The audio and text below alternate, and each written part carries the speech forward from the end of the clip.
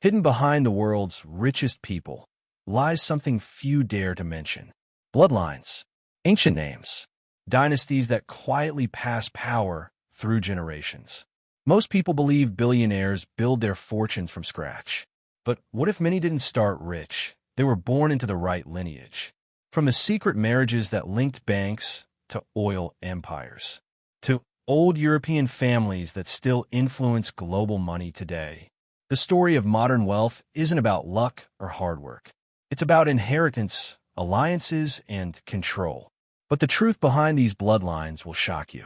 Because deep inside the world's most powerful families, you'll find connections that stretch back centuries.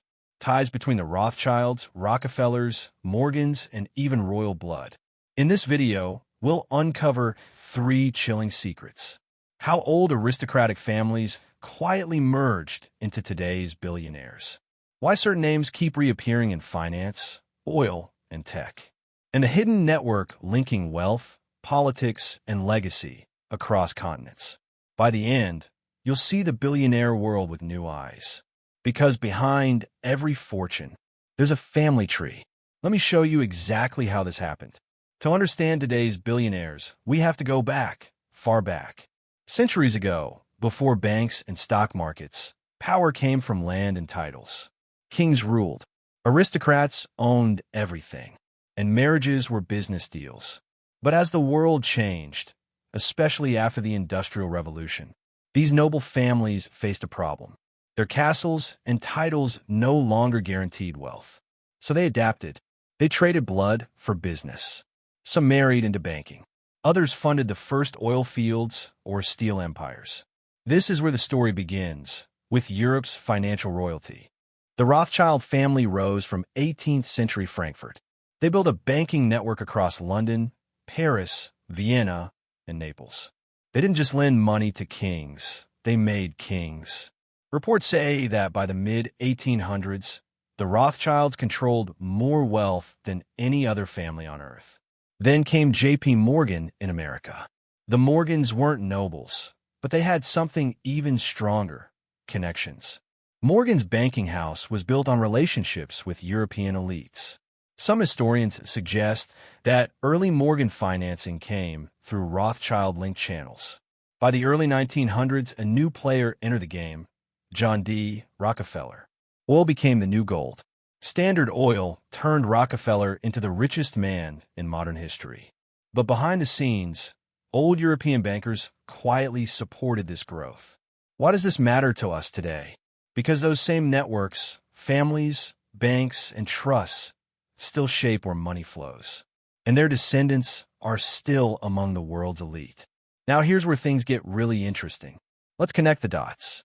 When we talk about billionaires today, names like Bezos, Musk, or Gates, we think of self-made geniuses. But if you look deeper, many modern billionaires trace back to the old wealth networks of the past. Here's a wild example. In the 1800s, the Rothschilds financed major infrastructure, railways, mining, and trade routes. Their influence spread across Europe and even touched early American industry. Later, J.P. Morgan's banking empire became deeply tied to British finance. Guess who dominated British finance at that time? Rothschild London. Morgan and Rothschild reportedly worked together on massive loans, like funding wars and rebuilding economies. Now imagine this. Morgan mentors American bankers. Those bankers fund early industries, oil, steel, and rail. Their children? They become the first generation of American billionaires. And here's where the bloodlines twist again.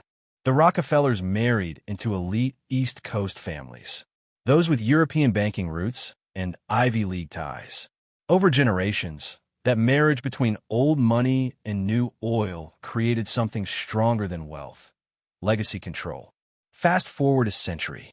The Rockefeller Foundation influences public health, education, and energy policy.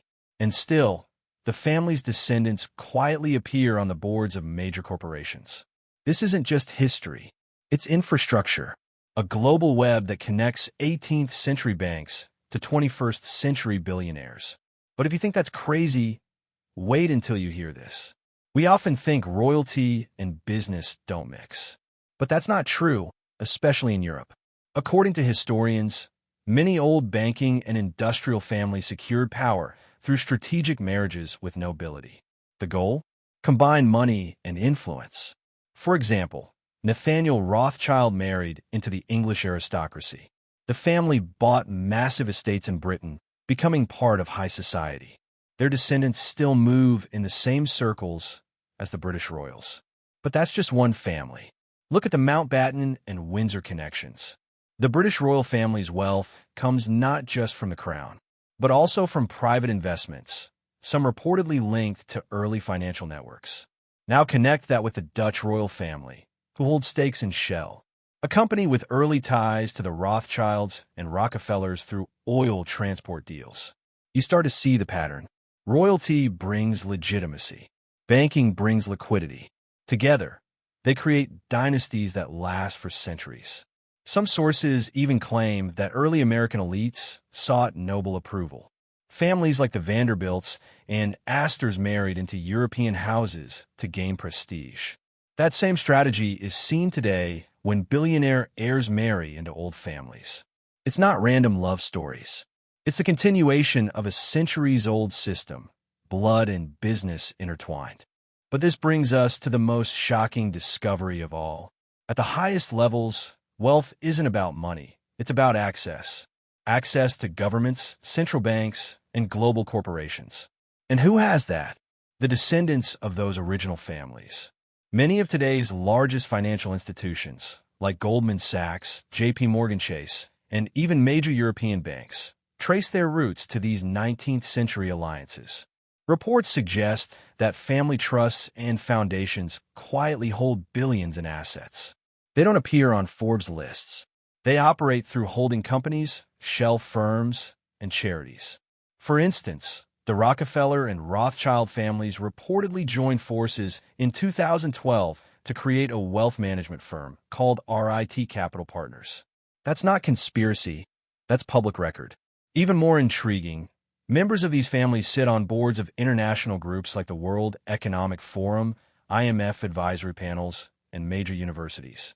The same surnames that built the first empires still appear in modern finance, philanthropy, and policy. It's a web, quiet, elegant, and nearly invisible. And it connects royalty, banking, oil, and technology under one thread, bloodline continuity. So what does all this mean for us today? It means the idea of self-made might be more myth than truth. Behind every empire stands generations of knowledge, power, and network. Think about it. You and I start from zero. But these families, they start from history. They inherit trust funds, insider access, and influence built long before they were born. And while some modern billionaires, like Elon Musk or Jeff Bezos, are seen as independent, many of their investors and board partners trace back to old financial roots. The world isn't run just by companies. It's run by continuity, names and alliances that adapt with time. Even in philanthropy, the same surnames dominate global causes. Rockefeller Foundation, Gates Foundation, Ford Foundation, different generations, same playbook. So the question isn't just who's rich, it's who's connected. But before we wrap up, there's one final thing you need to know. What if the next dynasties are already forming right now? Look at the new billionaire families in tech, biotech, and AI. Many of them are marrying into traditional elite circles. It's history repeating itself. Tech founders are buying estates, art, even titles. Some send their children to the same elite schools as royal heirs. Others partner with old banking families for investments. In a few decades, those new money names will blend with old money blood, and a new wave of global dynasties will emerge, with even more reach. The cycle continues, because wealth may change shape from gold to oil to data, but power still flows through families. The hidden bloodlines of billionaires aren't just history. They're the blueprint for the future. If this opened your eyes, you'll want to see what's coming next.